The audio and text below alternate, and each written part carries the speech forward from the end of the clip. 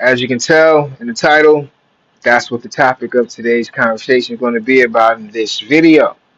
Just some real talk. I remember not too long ago, this guy was a boss. He was an absolute boss, within his own right. You know, uh, Me personally, I don't care about all the accolades and stuff like that. But I literally had to tell this guy, like, hey, like, just don't go there.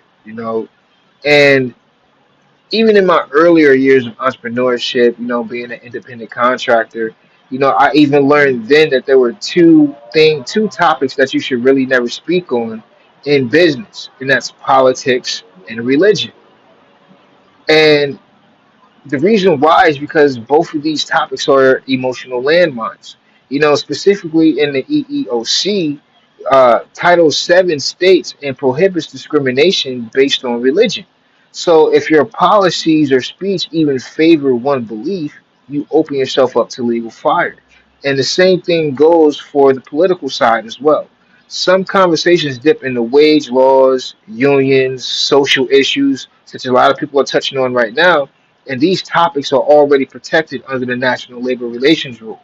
So, still, just for instance, imagine you make one offhand comment about a candidate and you alienate half of your team, let alone yourself if you are an independent contractor. Even further, one religious joke and you're risking a harassment claim. So I think what it really boils down to is just to stay in your lane and focus on speaking on strategy, growth, and wins. Because if you're in business, that's what the successful do. They talk about strategy, growth, and wins. Outside of that, I, be- I see that a lot of people, from what I've been observing, that you really should let people believe, vote, and worship whatever it is that they want to do in that context in peace.